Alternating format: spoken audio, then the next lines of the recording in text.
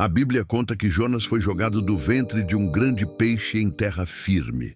Esse é um dos relatos mais conhecidos das Escrituras. Mas surge uma pergunta: se Nínive, destino de Jonas, ficava a mais de 1000 quilômetros do mar, como ele chegou lá? A Bíblia errou no mapa? Ou existe um detalhe importante que muita gente não percebe e que muda a forma de entender essa história? Fique comigo, porque o que você vai ver agora pode mudar o que você pensa sobre a missão de Jonas. E já participa nos comentários. Você já parou para pensar como ele chegou a Nínive, uma cidade longe do mar? Essa pergunta ajuda a entender melhor o texto. Jonas foi escolhido por Deus em um tempo difícil de Israel. Ele não era mais um profeta. Recebeu uma ordem direta: anunciar juízo em Nínive, capital do império inimigo. A ordem foi curta e forte: levanta-te, vai à grande cidade de Nínive e prega contra ela. Simples de falar, difícil de fazer. Nínive era o centro do poderoso império assírio, conhecido por violência e crueldade. Seus exércitos espalhavam medo, e seus reis se orgulhavam de suas guerras. Por isso, a missão de Jonas parecia impensável. Um profeta hebreu, sozinho, atravessar um império violento para denunciar seus pecados em nome do Deus de Israel. Humanamente falando, era pedir para morrer. Diante disso, Jonas tomou uma decisão inesperada. Em vez de ir para o leste rumo a Nínive, ele fugiu para o oeste, para Tarsis, provavelmente na região da atual Espanha, o fim do mundo para um hebreu da época. Desceu até o porto de Jope, pegou um navio e pensou que ali ficaria longe de Deus. Mas a fuga não foi só geográfica, foi espiritual. Jonas não queria apenas evitar a missão, queria se afastar do próprio Deus. Só que ninguém consegue fugir de Deus. Logo, veio uma grande tempestade no mar. Os marinheiros, experientes e acostumados ao Mediterrâneo, perceberam que aquela não era uma tempestade comum. O navio quase se partiu. Cada um orou ao seu Deus e jogou a carga no mar para tentar salvar a vida. Enquanto isso, Jonas dormia no porão, alheio a tudo. A cena é forte. Homens pagãos clamando por vida e o profeta do Deus vivo dormindo. Acordado pelo capitão, Jonas não orou. Ele confessou sua culpa. Estava fugindo do Criador do céu, da terra e do mar. Lançaram sortes. A culpa caiu sobre ele. E então, contra a vontade, os marinheiros seguiram a orientação do próprio Jonas: jogá-lo no mar. Foi o que fizeram. Assim que Jonas caiu na água, a tempestade parou. O mar ficou calmo. Os marinheiros ficaram impressionados, reconheceram o poder do Senhor e ofereceram sacrifícios a ele. Mesmo desobedecendo, Jonas acabou sendo usado por Deus para que estrangeiros conhecessem sua soberania. Isso mostra que Deus pode transformar até nossa falha em testemunho, e Jonas não morreu. Deus, cheio de misericórdia, enviou um grande peixe que o engoliu e preservou sua vida. Ele ficou 3 dias e 3 noites no ventre do peixe. Escuridão, isolamento e angústia. Esse tempo foi de mais que sobrevivência, foi de transformação. Ali, Jonas orou, clamou e se arrependeu. Sua oração fala de alguém afundando e sendo resgatado pela mão de Deus. Agora, um ponto importante de geografia bíblica. Se Jonas foi lançado no Mediterrâneo, perto de Jope, o peixe também estava ali. A Bíblia não diz que o animal nadou até Nínive, o que nem faria sentido, já que Nínive é no interior da Mesopotâmia, longe do mar. O texto apenas diz que o peixe vomitou Jonas em terra seca, não diz que foi em Nínive. Esse detalhe simples é decisivo. Deus não o teletransportou até a missão. Deus salvou sua vida e restaurou sua fé. Mas o caminho até Nínive Jonas teria que fazer. Ele precisaria caminhar muitos quilômetros, cruzar regiões difíceis e perigosas. A restauração não foi mágica. Foi um processo que começou quando seus pés tocaram o chão. Quando o peixe o vomitou, começava um novo capítulo. Deus não deu atalho, deu caminho. Jonas teria que seguir passo a passo até Nínive. Isso ensinava algo. Deus forma a pessoa no processo. A distância era grande, mais de 1000 quilômetros, da costa do Mediterrâneo até o coração da Mesopotâmia.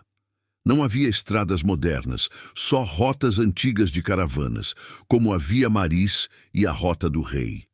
Essas rotas passavam por desertos, vales e regiões sob domínio de povos hostis.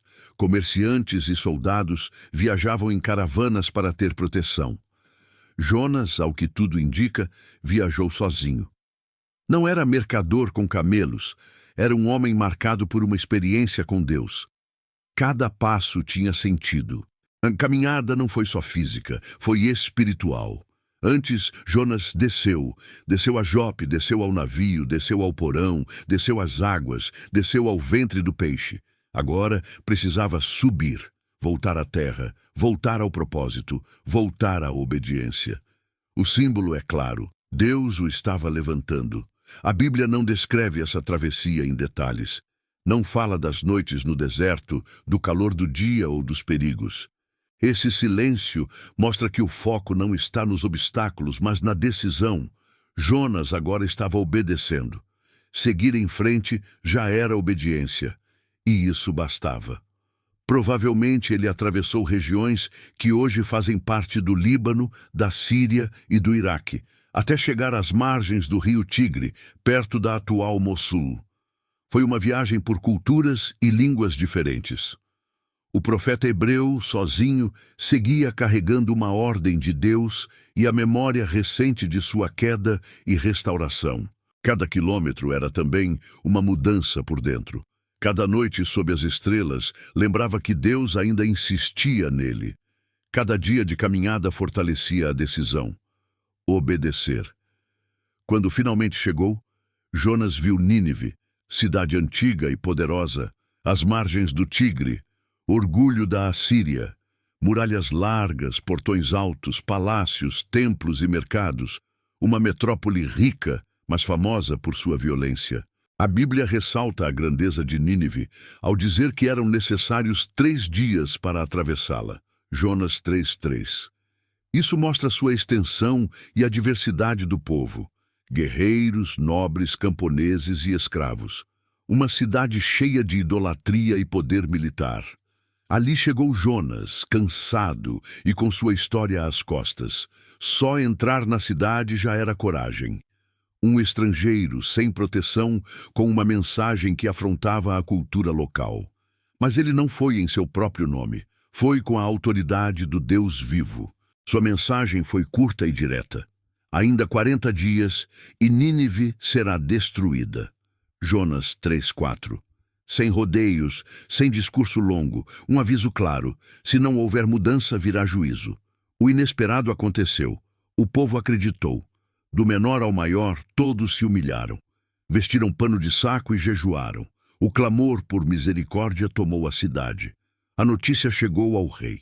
Ele levantou-se do trono, tirou as vestes reais, vestiu pano de saco e sentou-se sobre cinzas. Decretou jejum nacional. Até para os animais. Uma cena única. A cidade famosa pela violência agora se quebrantava diante de Deus por causa da pregação de um profeta. Isso mostra o poder da palavra de Deus. Não foi a capacidade de Jonas que mudou corações, mas a autoridade divina. A cidade, com toda a sua força, não resistiu à voz do Criador. O arrependimento foi tão real que Deus desistiu de destruir Nínive. A misericórdia venceu. Mas Jonas não ficou feliz. Ao ver que o povo se arrependeu e que Deus perdoou a cidade, ele se indignou. Para ele, Nínive representava ameaça e opressão. Ele queria justiça imediata, queria ver a destruição dos inimigos. Aqui aparece o contraste. O coração de Jonas queria vingança. O coração de Deus queria perdão. Jonas priorizava sua nação. Deus via valor em cada vida, até dos inimigos. Essa tensão é o centro do final do livro. Irritado, Jonas saiu da cidade e fez uma cabana para observar o que aconteceria.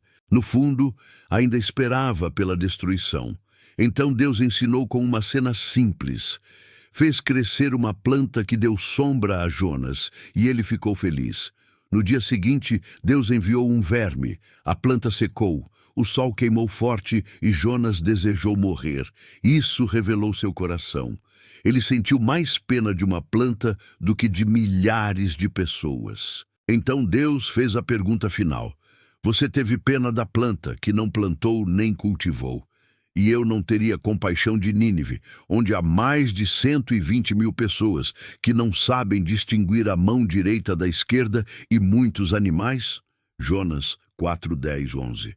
O livro termina sem registrar a resposta de Jonas.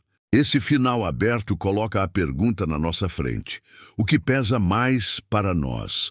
Nosso orgulho e sede de justiça imediata ou a compaixão de Deus por vidas? Jonas mostra como muitas vezes queremos misericórdia para nós e juízo para os outros. A lição da planta é simples e profunda. Se nos apegamos a coisas passageiras, como não valorizar vidas? A história de Jonas também aponta para Jesus. Ele disse que o sinal de Jonas seria dado.